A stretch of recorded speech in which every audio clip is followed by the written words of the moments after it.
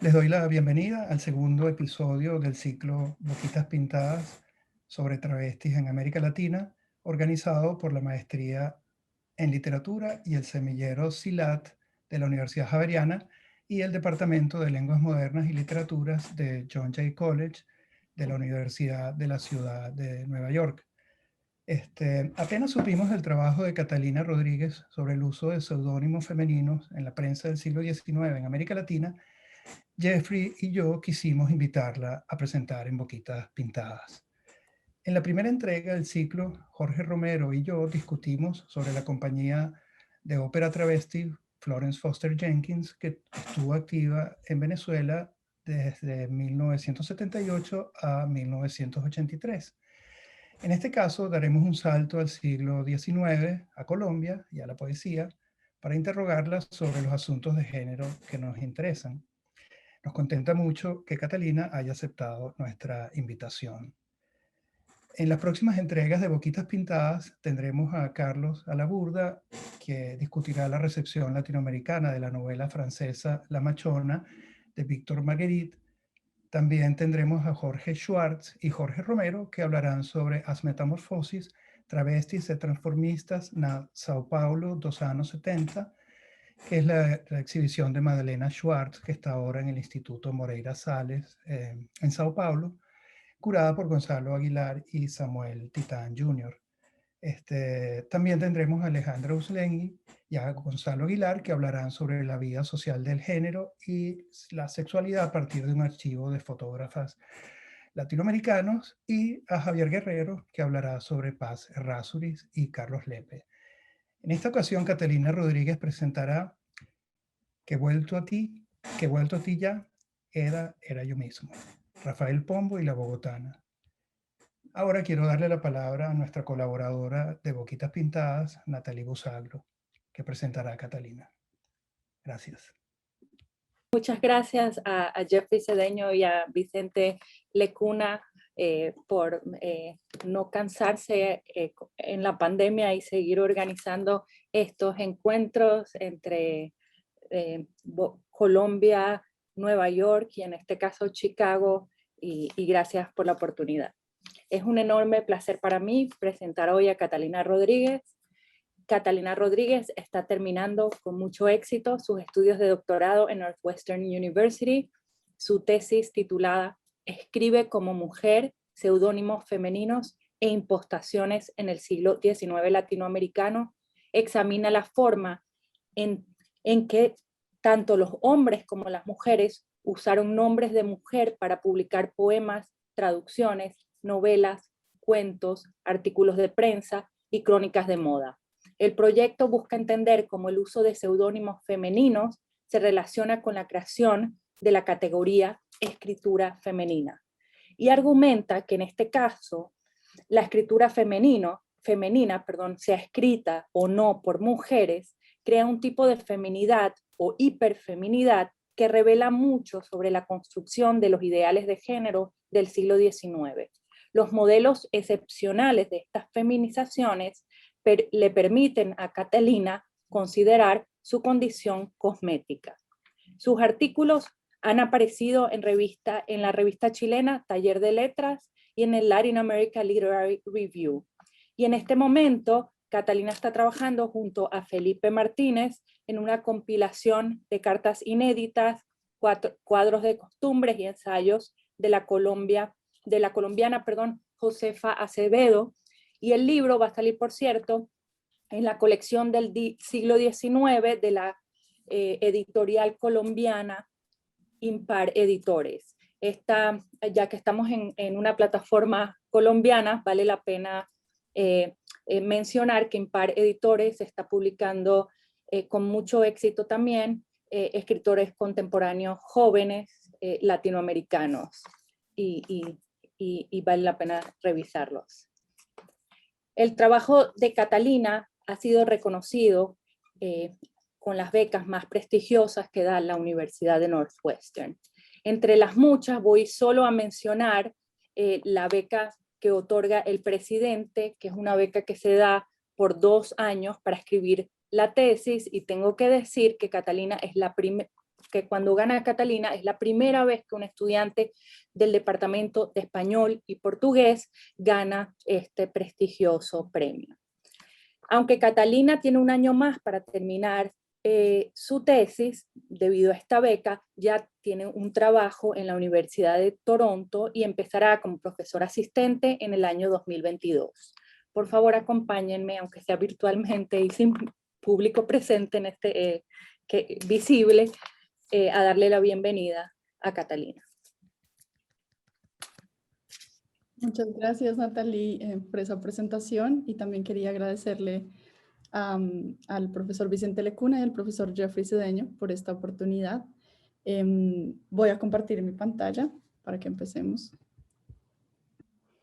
Entonces, mi presentación se titula ¿Qué vuelto a ti, Yaeda, era yo mismo? Rafael Pombo y la Bogotana. En 1855, José Joaquín Ortiz publicó una compilación de poesías y cuadros de costumbre colombianos titulada La Guirnalda y dedicada a las señoras de la Nueva Granada. La compilación combinaba textos de escritores reconocidos con poemas y cuadros de costumbres de nuevas voces. La larga lista de colaboradores incluía a 6 mujeres, entre las que destacan la primera escritora de la República, Josefa Acevedo de Gómez, una de las primeras poetas de la Nación, Silveria Espinosa de Rendón, y la poeta seudónima Eda. A pesar de que la compilación cuenta con una sección de textos anónimos al final, a la poeta seudónima Eda se le concede una sección individual.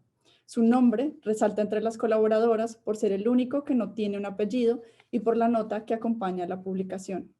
Y cito de La Guirnalda: la siguiente composición es de una joven bogotana que oculta pertinazmente su nombre bajo el velo del anónimo. Cierro cita. El editor resalta el anonimato en tanto confirma el pudor que, se asume, las mujeres expresan frente al reconocimiento literario en el siglo XIX.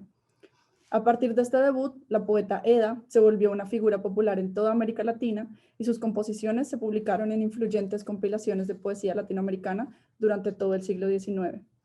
La popularidad de los versos hizo que Eda se convirtiera en una figura influyente, no solo para la poesía latinoamericana decimonónica en general, sino sobre todo para la naciente categoría de poesía femenina. Sin embargo, en 1904, con la publicación de las crónicas de viaje del argentino Miguel Cané, los lectores descubrieron que detrás de esa joven bogotana se encontraba en realidad el reconocido político y escritor Rafael Pombo. Antes de que se develara el secreto, Eda era entendida como un modelo ideal de escritura femenina, en tanto se adscribía a arquetipos sobre las mujeres y además, a través del anonimato, lograba representar una supuesta universalidad. La joven bogotana podía ser cualquier mujer y todas las mujeres a la misma vez. Sin embargo, esa posibilidad de representar a las mujeres, como veremos, no estaba mediada únicamente por el anonimato. El descubrimiento de que Pombo estaba detrás de los versos de Eda no disminuye la admiración de los lectores ni altera la popularidad de los versos. Al contrario, el colombiano es laudado por lo perfecto de su representación y el seudónimo pasa a la historia como un ejemplo más del genio del escritor. El hecho de que reconocer la impostación no altere la importancia de los versos de Eda en la tradición de poesía femenina, deja ver cómo en el siglo XIX se asumía que los hombres tenían la capacidad y la autoridad para representar a las mujeres. Lo femenino se reformula entonces como un espacio que los hombres podían representar, habitar y moldear. En esta presentación me detendré en una lectura cuidadosa de 2 poemas de Pombo, Mi amor, firmado con el seudónimo Eda, y Leyendo a Eda, firmado con el nombre de autor. La lectura en conjunto de los poemas pretende evidenciar 3 cosas. Primero, cómo Eda construye el ideal de una mujer amante. Segundo, el modo en que el seudónimo apropia arquetipos y estereotipos asociados con las mujeres en la época, que después se vuelven cruciales en su éxito literario. Y tercero, la complicada relación de rivalidad, deseo, reconocimiento y admiración que existe entre el autor y su seudónimo. Empiezo con el poema Mi amor y aquí incluí una imagen de la versión manuscrita. Quería llamar la atención sobre el hecho de que en la versión manuscrita el título del poema es Eda y no Mi amor, y eso es una constante en el archivo de Pombo, que el seudónimo del lugar de la firma pasa al lugar del título. Bueno, el poema Mi amor se publicó por primera vez en 1855 y presenta 30 estrofas dedicadas a explorar la pasión, el sacrificio y los aparentemente inexistentes límites de una mujer enamorada. Hasta el día de hoy, Mi amor se ha republicado en diferentes antologías de poesía hispanoamericana, un total de 21 veces. Fue un poema famoso y conocido que por su musicalidad, como menciona Miguel Cané, se presentaba para la declamación y la memorización. De esas 21 veces, solo se tiene constancia de 5 que fueron firmadas con el seudónimo de Eda. Dirigido a un tú que se nombra amor mío, mi Señor, hombre perfecto, soñado mío, profeta y mancebo poderoso, el poema construye un ideal de amor femenino basado en el sacrificio, la sumisión y el deseo.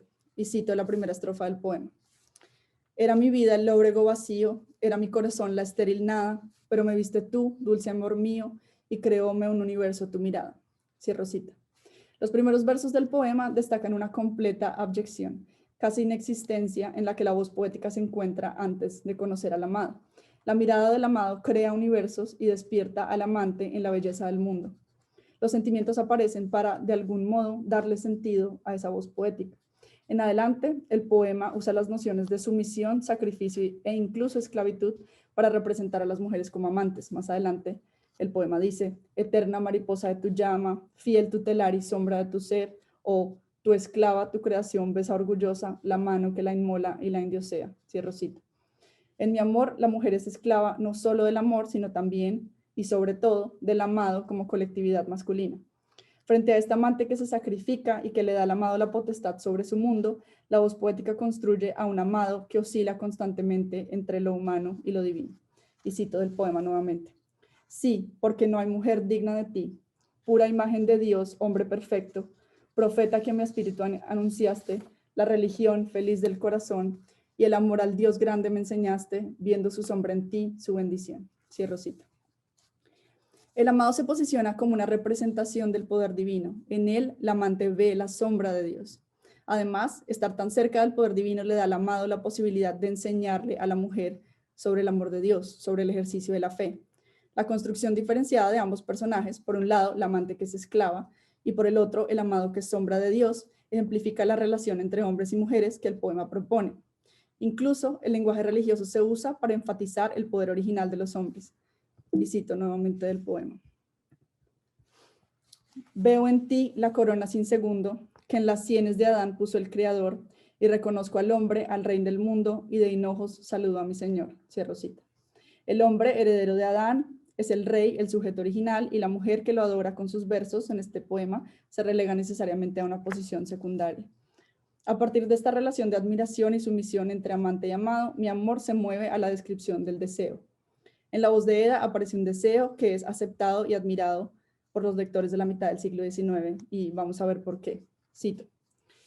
Cuando roza tu brazo mi vestido, mi seno necesito comprimir. Perdón, nuevamente. Cuando respiro el fuego de tu aliento, mi seno necesito comprimir. Cuando roza tu brazo mi vestido, cuando siento tu mano, yo no sé. Lívida salto atrás, cual león herido, y tambalea trémulo mi pie. Y si no eres tú, si das un paso, desplomada a tus pies, viérasme allí. La emoción infinita de un abrazo era mucho, era un rayo para mí. Cierro cita. El cuerpo del amado aparece a través del roce no intencional, del aliento de fuego y de la potencial, pero imposible, interacción corporal. El deseo se manifiesta siempre contenido, desconocido y lejano. La amante le huye al roce del amado y tambalea. Cuando la consumación del deseo se acerca, y si no eres tú, si das un paso, la respuesta del cuerpo del amante es desplomarse. Así, mi amor cifra literal y simbólicamente un deseo ideal. Por un lado, se representa un cuerpo que está literalmente imposibilitado a acceder a la consumación del deseo. Cuando el amado se acerca, la amante pierde la conciencia.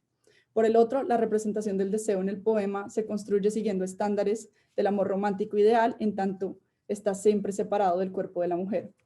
Julia Kristeva ofrece una lectura de esta feminidad ideal que es útil para entender el deseo de Eda, y cito de Kristeva. Una mujer digna del ideal femenino encarnado por la Virgen, polo inaccesible, no podría ser sino monja, mártir, o si casada, dedicarse a una existencia que le sacara de esa condición terrestre, haciéndola extraña a su cuerpo y conduciéndola a la más alta sublimación. Cierro cita. El deseo femenino no solo puede representarse por fuera del cuerpo. Ser amante convierte a la poeta en una voz sublime, completamente desconectada de cualquier condición terrestre. El deseo, en vez de hacer a la poeta más corporal, borra su cuerpo y con él cualquier posibilidad de que el deseo se materialice. Tanto el deseo como el amor de Eda remiten a una feminidad ideal decimonónica, porque con su sacrificio y su uso de imaginería católica nos remiten al discurso acuñado por la poesía mística de la segunda mitad del siglo XVI en España. Kristeva señala a la Virgen como el modelo más importante de feminidad en la época y Mi Amor seculariza el discurso de la poesía mística para representar a la mujer amante. A pesar de que en la experiencia mística el encuentro con Dios tenía lugar en un plano espiritual, la metáfora corporal era usada constantemente para representar el deseado encuentro con Dios. En 1855, cuando se publica Mi Amor, la poesía mística de Santa Teresa de Jesús era uno de los referentes más directos de un tipo aprobado y canonizado de poesía femenina. El deseo de Eda representa a las mujeres por fuera de su cuerpo, vuelve su experiencia tangible solo en términos espirituales. Esta particularidad tiene mucho que ver, propongo, con la positiva recepción que la poeta seudónima consigue. Eda toma el discurso de la poesía mística y lo pone a disposición de la representación del amor terrestre. Seculariza lo suficiente el discurso místico como para mantenerse dentro de los parámetros aceptados en la mitad del siglo XIX y a la misma vez crear un referente importante para la representación de mujeres como amantes. Con Mi Amor, la poeta seudónima encuentra la forma de hablar del deseo de las mujeres sin transgredir los límites de una feminidad ideal pensada en términos del arquetipo de la Virgen. Eda se convierte en un ejemplo crucial de la forma en que las mujeres deben ser amantes. Además, al adscribir la voz de Eda a esas nociones ideales sobre lo femenino, Pombo está de algún modo delimitando el quehacer literario de las mujeres.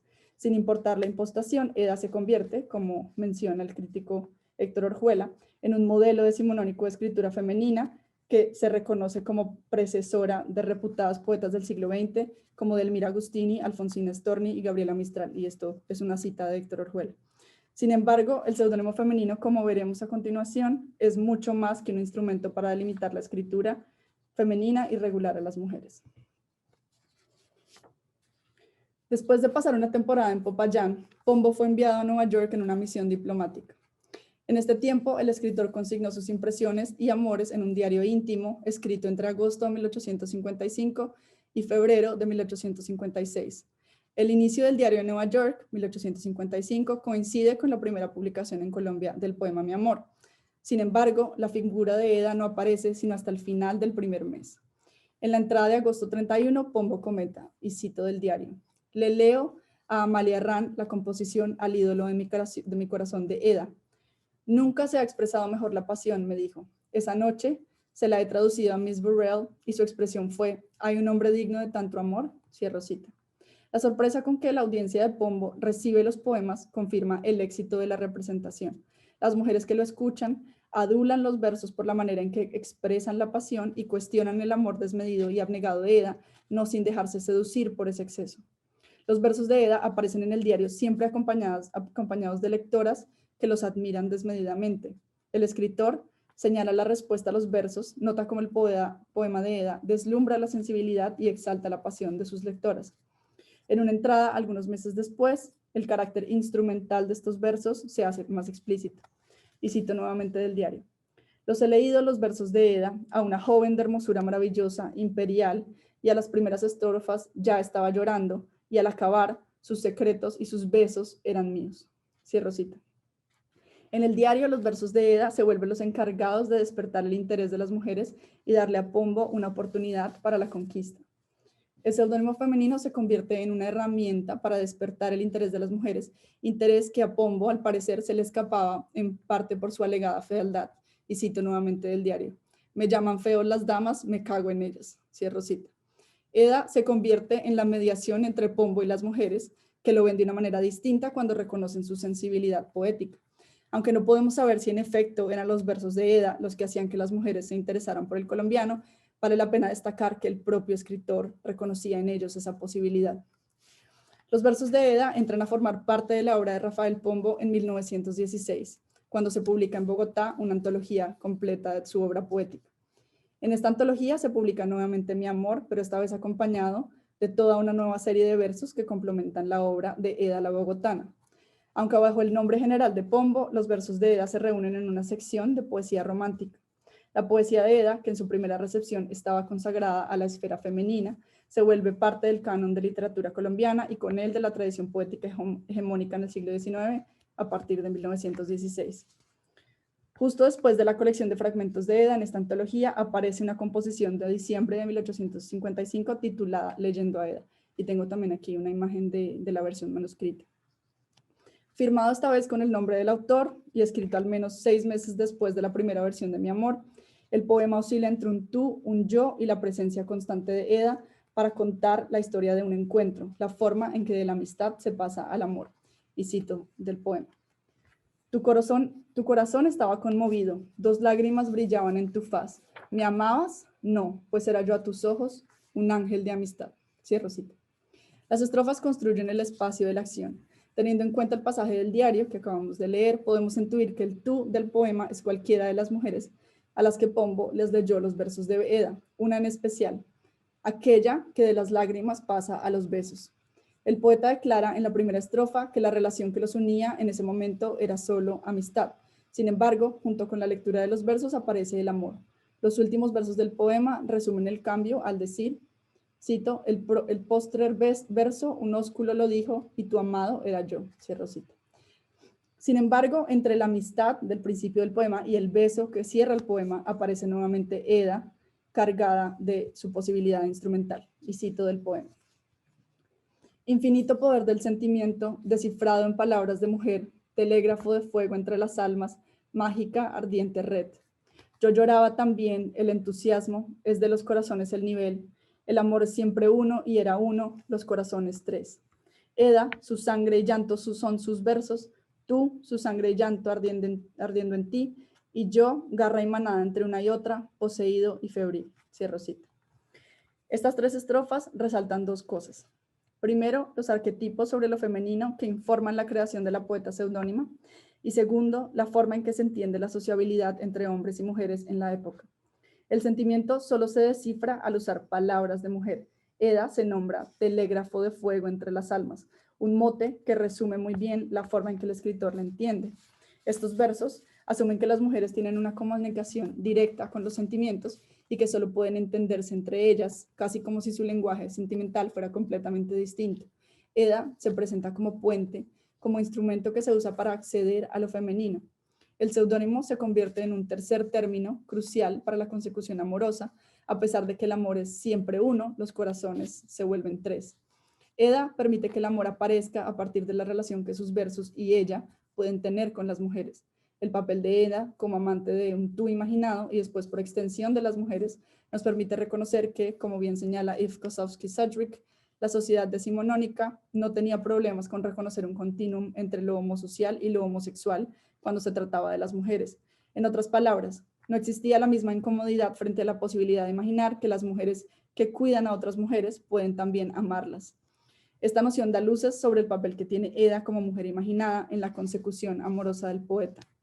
En Between Men, Sedgwick propone la noción de deseo opuesta a la del amor para marcar una estructura, una fuerza social afectiva y no un estado emocional. Su conceptualización de deseo, en términos estructurales, nos ayuda a entender cómo operan los 3 corazones en Leyendo a Eda. El poema representa al hombre inmanado entre las 2 mujeres, como una garra que se guinda de ambas para poder acceder al sentimiento y a la consecución amorosa. Los versos construyen una estructura de amor y deseo basada en una triangulación. René Girard teoriza esa triangulación del deseo a través de la idea de la rivalidad y Sedgwick condensa esa conceptualización trayendo a colación la idea de identificación. Y cito de Sedgwick. En la opinión de Girard, cualquier relación de rivalidad estaba estructurada por el mismo juego de emulación e identificación, sin importar que las entidades en cada esquina del triángulo fueran héroes, heroínas, dioses, libros o lo que sea. Cierro cita. Los términos del triángulo se construyen entonces a través de una combinación de deseo, rivalidad, emulación e identificación. Como bien destaca Sedgwick, la conceptualización de Girard asume estructuras de poder patriarcales que, a su vez, reconocen a la mujer como objeto de intercambio, lo cual justifica que la relación de rivalidad-admiración entre hombres sea más fuerte. Sin embargo, el caso que nos presenta Pombo en este poema invierte los términos del triángulo, construye una relación mujer-mujer-hombre, pero el cambio en los sujetos del triángulo no altera la manera en que el deseo, la rivalidad y el intercambio aparecen. La poeta seudónima sigue actuando como un objeto de intercambio, en tanto posibilita una relación entre Pombo y las mujeres. Eda es el objeto del deseo de la mujer que llora al escuchar sus versos, es instrumentalizada por el poeta, pero el hecho de que las mujeres la amen la convierte también de algún modo en una rival de Pombo, del poeta. La mujer que escucha, ese tú del poema, solo ama al yo lírico después de haber amado a Eda. En su presentación de Eda, el poeta está también imitando, admirando y emulando a las mujeres que, según él, tienen una relación diferenciada con los sentimientos. La poeta seudónima le permite transgredir nociones normativas de lo masculino y establecer una relación directa con formas de sentir que se asocian en el 19 a lo femenino. El hecho de que la voz poética y Eda sean la misma persona, autor y seudónimo, nos permite evidenciar cómo la rivalidad implica también admiración y emulación. El poema continúa. Y cito: las palabras de Eda, mis palabras, de Eda, el amor meridional, tu amor, mi acento, el estridor de tu borrasca, y un otro tú era yo. Y tan bella como eres, tanto más bella te encendías aún, que vuelto a ti, ya Eda era yo mismo, y mi libro eras tú. Cierro cita. Sin develar el secreto, la voz poética presenta un reclamo de autoría. Las palabras de Eda aparecen como suyas y el amor que despierta en quien escucha también. Incluso, el yo del poema se conjuga con la poeta seudónima y termina convirtiéndose en un otro tú. Este verso, propongo, es crucial para entender la manera en que el poeta construye una relación con su seudónimo. El yo que se intuye masculino usa las palabras de Eda para poder habitar la feminidad, volviéndose un otro tú, es decir, una mujer. Lo que subsana Eda es la división infranqueable que se asume existe entre hombres y mujeres. Pero más interesante aún, Eda no solo lo convierte en el amado de las mujeres, sino que sobre todo le permite regresar a sí mismo. Que vuelto a ti, ya Eda, era yo mismo y mi libro eras tú. La noción de reconocimiento se vuelve crucial para entender la forma en que se construye la relación entre autor y seudónimo en este caso. Con ese verso, la relación entre ambos se vuelve bidireccional. El seudónimo no es solo un nombre ficticio con el que se firma o un nombre que se usa para cubrir el nombre real, sino que Eda y sus versos le dan al poeta la posibilidad de reconocerse a sí mismo. La escritura de poesía femenina, la representación de una mujer que escribe, parece ser crucial en el propio ejercicio de reconocimiento y construcción de una noción autoral para Pombo. Leyendo a Eda presenta la complicada relación de confusión, conjunción, emulación, admiración, rivalidad y casi disolución que existe entre el seudónimo y el autor. Pombo empieza leyendo a Eda ajena y acaba reclamando sus palabras y también la conexión que le permite establecer con las mujeres, con ese mundo otro. La poeta seudónima se convierte en el término que posibilita que el poeta se convierta en un amado y en el proceso se reconozca como autor. Eda la bogotana le permite al autor habitar y representar lo femenino, construir un modelo de autoría para las mujeres que empiezan a profesionalizar su ejercicio literario en la mitad del siglo XIX, volverse un amante, hablar del lenguaje de los sentimientos y sobre todo encontrarse en esa triangulación de deseo, rivalidad y reconocimiento. Sin embargo, ninguna de estas cosas es dependiente del anonimato y eso me parece muy importante. En otras palabras, el seudónimo no busca ocultar o borrar el nombre del autor, sino que actúa como una prótesis, como una extensión del mismo. Muchas gracias.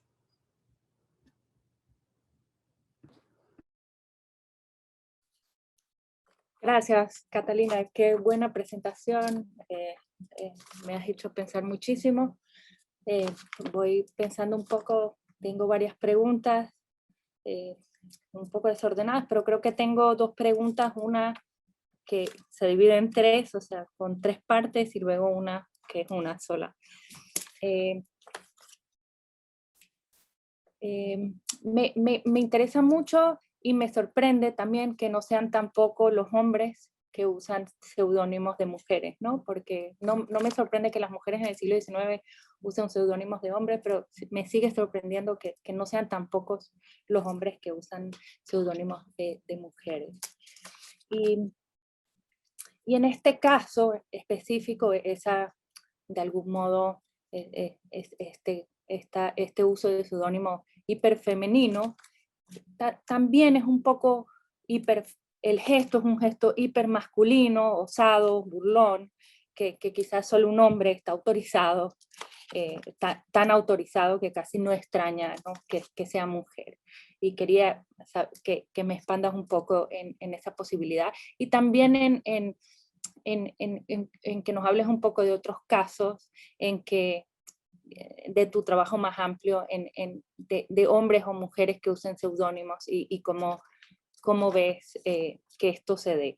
Y la tercera parte de la pregunta me hiciste pensar mucho en Nájera, el mexicano, que es también muy osado y me interesa mucho el caso de Nájera porque usa muchos seudónimos, como bien sabes, y usa en muchos casos, como en el Duque Job, que es su seudónimo más famoso, no lo usa para ocultar su nombre, eh, eh, pero lo usa, pero en muchos casos los usa también como estrategia. A veces quizás los usa para ocultar su nombre, pero no siempre y no estoy segura, pero lo usa como juego, como una estrategia además de autopromoción, y también usa seudónimos femeninos, porque Can, Fru Fru, podríamos decir que son seudónimos femeninos, y cuando pienso precisamente cuando usa, ya no me acuerdo si Cancano Fru Fru, que dice que el mejor escritor de Latinoamérica o de México es Nájera. Entonces, ese seudónimo como estrategia de autopromoción, que también en este caso veo que es una estrategia del uso de seudónimo. Y bueno, ahí te la suelto. Gracias, Natalia. Que voy a cambiar a galería porque no se estaba viendo bien.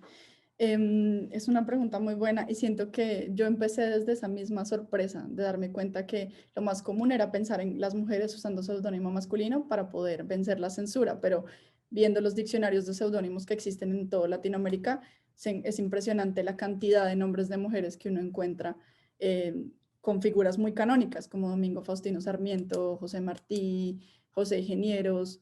O sea, no son solo escritores con poca reputación, sino más bien escritores como Pombo, canónicos, los que se acercan al uso del seudónimo femenino. Y yo creo que tiene mucho que ver, pues esa es la intuición de alguna manera de la tesis, con el hecho de que políticamente se pensaba que los hombres podían representar a las mujeres, era como la autoridad de representarlas políticamente, que de alguna manera se traducía a la autoridad de representarlas en el ámbito artístico y literario. Entonces, de alguna forma, cuando la respuesta de la crítica es que bien escribe Pombo, que maravilloso es su genio de autor, está confirmando el hecho de que los hombres sí tenían la potestad de representar a las mujeres y también nos ayuda a pensar con más cuidado entonces en qué significaba esa escritura femenina si no estaba para nada ligada a los hombres, a que los hombres fueran quien la escribieran. En la tesis tengo otros casos en los que me ayuda a pensar eso y uno muy interesante es el de José Martí,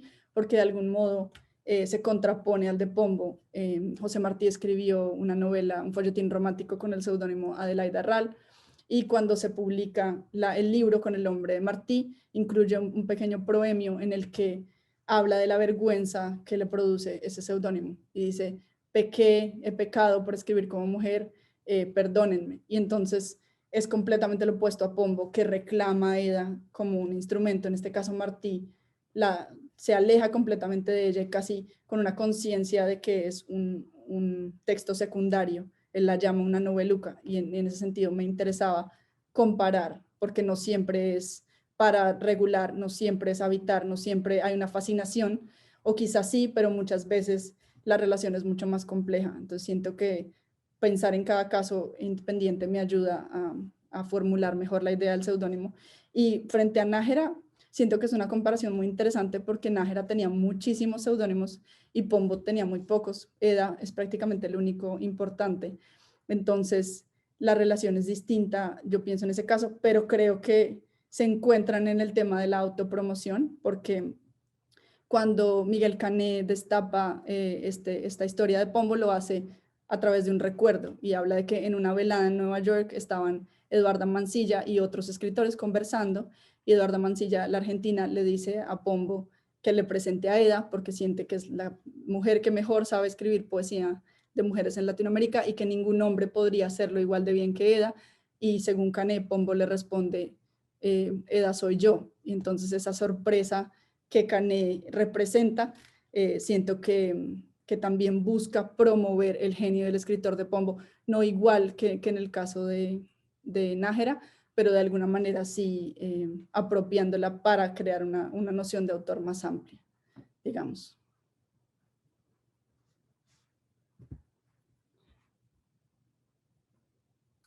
se me olvida quitarme el miedo. Antes de ir a mi próxima pregunta, y casos de escritoras que usan seudónimos, ¿nos quieres contar algunos ejemplos?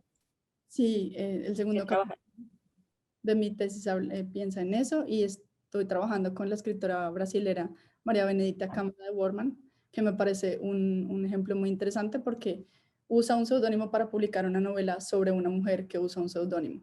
Entonces hay una serie de seudónimos en ese caso, y lo que yo siento que pasa es que ella usa el seudónimo femenino para desmarcarse de la noción de mujer escritora. Ella todo el tiempo está queriendo decir: yo era mujer antes de llamarme Delia, que es el seudónimo, y siendo Delia soy solo escritora.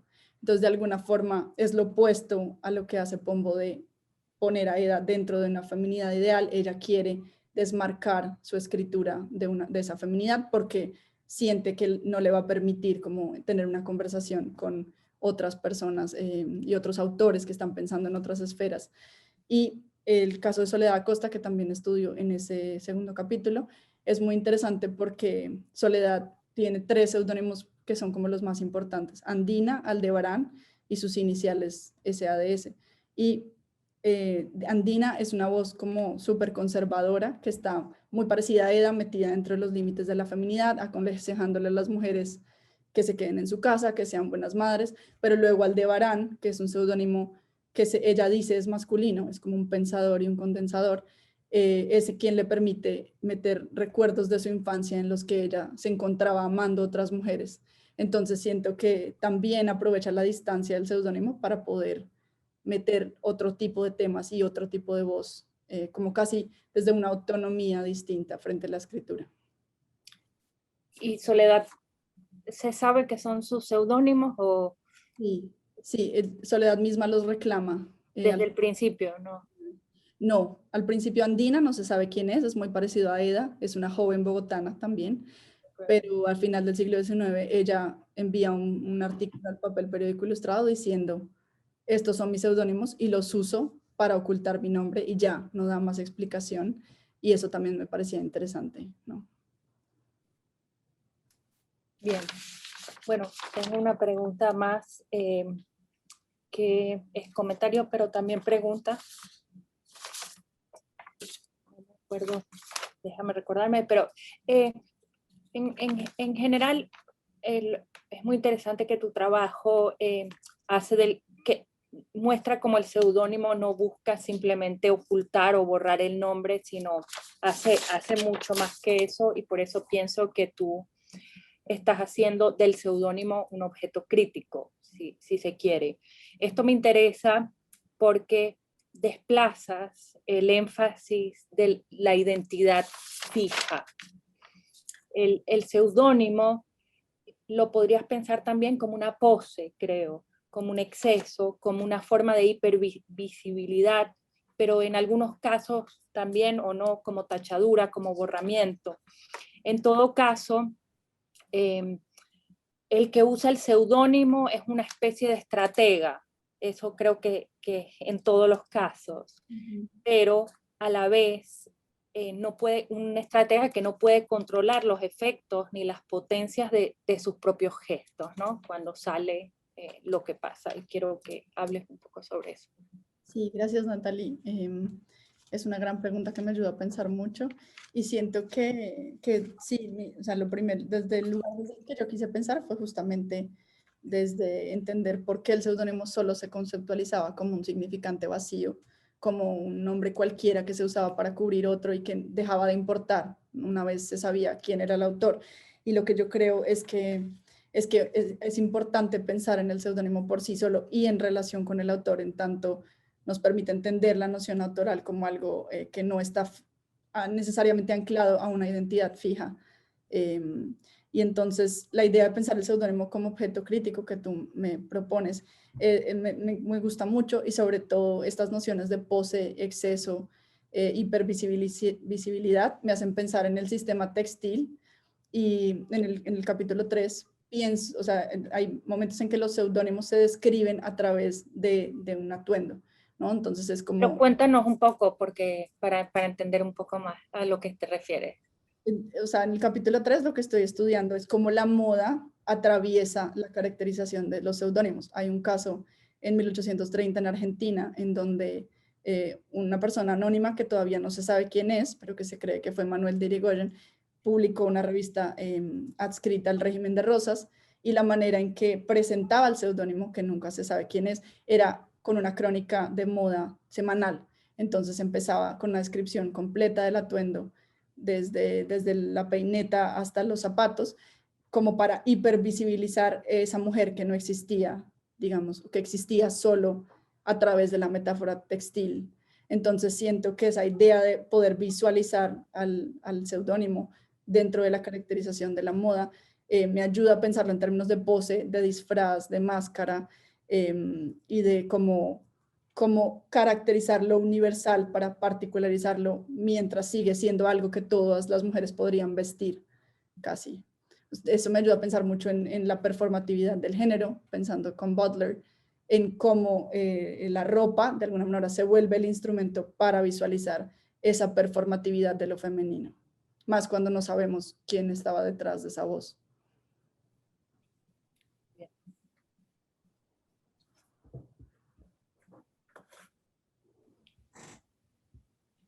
Catalina, buenísima su presentación, me gustó muchísimo y me hizo pensar muchísimas cosas.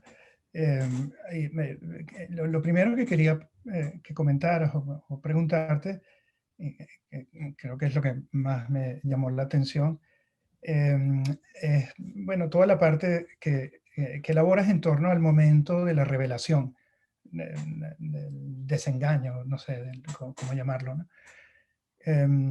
Que como tú lo señalas, no supone en este caso, como sí pasa en otros casos parecidos, una furia o un lío, un altercado, un problema, no sé, sino todo lo contrario, ¿no? Una reafirmación de la genialidad de Pombo. Y bueno, como a partir de lo que tú construyes, esto tiene que ver con la relación que existe entre esa voz que crea Pombo y una visión, ¿cómo llamarla? No sé, hegemónica, masculina, donde encuadra y no problematiza pues el engaño, ¿no?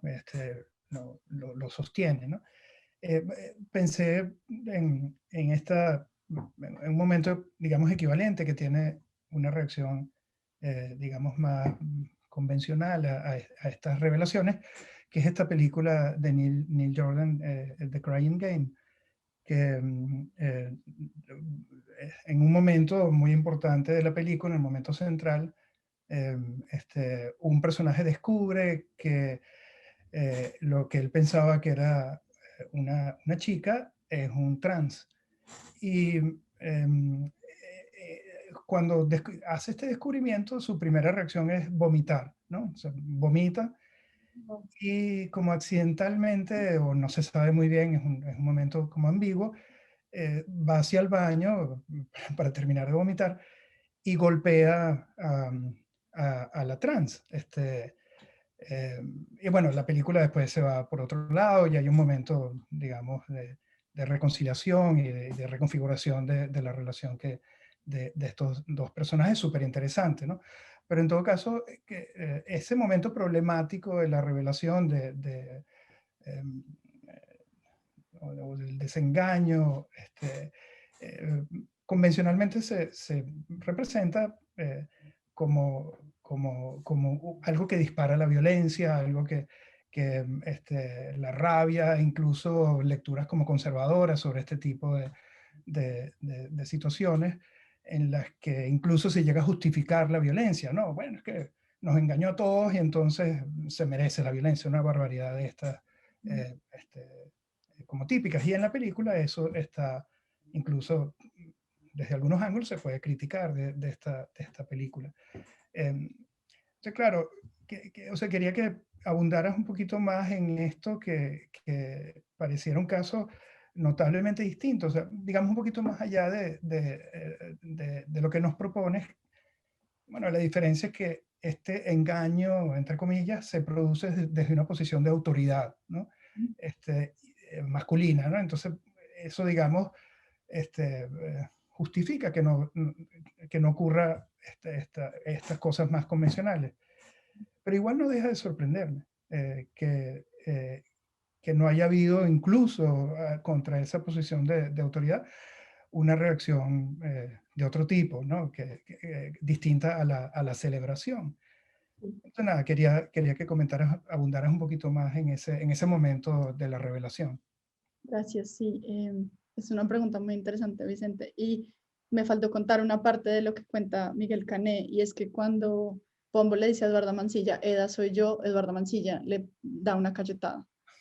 Y entonces esa es como la respuesta violenta de que Cané registra, pero la registra desde la burla, ¿no? Es como todos los hombres entonces empiezan a reírse porque dicen como, ay, la engañamos tanto, que se enfureció por haber dicho que ningún hombre podía representar tan bien como Eda al sentimiento. Entonces siento que si bien puede que esté la violencia, al menos está ahí, está contenida siempre por la burla, ¿no? Como por esa idea de que el engaño es productivo en tanto se construye dentro de los hombres como una burla a lo que las mujeres pueden o no hacer. Y hay otro caso interesante en México, que es con el Vicente Riva Palacio, el político, también escribió como Rosa Espino en el periódico, pero relatan el consenso entre los escritores de decir, bueno, Vicente Riva Palacio va a ser Rosa Espino y todos vamos a apoyar a Rosa Espino para que se vuelva la poeta más importante de México. Entonces, en esos dos casos al menos siento que es como una noción del que el grupo adopta la representación y luego cualquier cuestionamiento, cualquier violencia que le pueda seguir, se cifra dentro de la burla y eso hace que sea distinto cómo se recibe. Y lo que es más interesante todavía es que aún hoy, o recientemente en el siglo XX, muchos críticos reciben a Eda como precursora de la poesía erótica del siglo XX. Y decir eso de alguna manera sigue confirmando esa idea de que el engaño se sostiene de alguna forma o la impostación se sostiene. Súper interesante. También una cosa que señalaste de pasada, pero también quería que comentaras un poco más, es el uso del seudónimo como título de un poema. ¿Acaso eso no convierte, digamos, al seudónimo, digamos, bueno, por supuesto, en parte del poema, pues, ¿no? O sea, lo saca del lugar de autoría y lo pone en otro lugar, en el lugar de la propia poesía.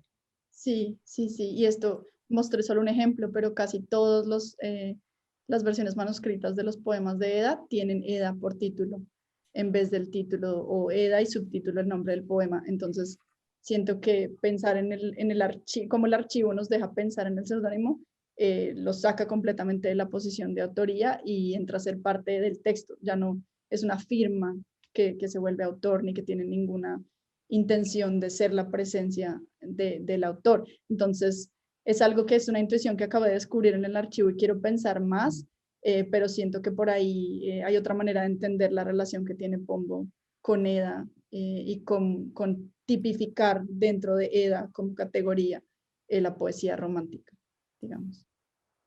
Buenísimo.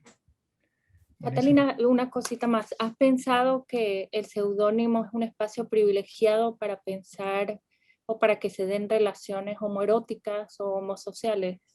Sí, sí, eso ha sido interesante en el proceso de escritura, seguirme encontrando con eso, porque así como aquí Eda se enamora a las mujeres para que Pombo pueda ser el amado, en José Martí, Adelaida Ral representa una relación homoerótica entre dos personajes en la novela, y luego en Soledad a Costa de Samper, el seudónimo se usa para contar esta historia de haber amado a las mujeres en la adolescencia, pero la relación homoerótica sigue siendo entre las mujeres. No he encontrado, al menos en los casos que yo trabajo, una que sea entre hombres, sino que siempre se cifra el homoerotismo entre mujeres a través del seudónimo, como si fuera natural, casi en el caso de Eda. Es muy interesante que no despierta ninguna sorpresa, ¿no? Es como que así usaba Eda para que las mujeres lo amaran y ya, ¿no? Eso es muy interesante, Catalina. Y que si tuvieras que inventar una hipótesis, ¿qué se te ocurre? ¿Por qué? No sé, o sea, siento que tiene mucho que ver con que estaba normalizada esa relación entre las mujeres en la época, pero no solo eso. Tiene que haber algo más allá que sigo pensando mientras escribo y que espero saber más al final de este proceso. Sí, Súper bien, buenísimo. gracias. Natalie. Listo, creo.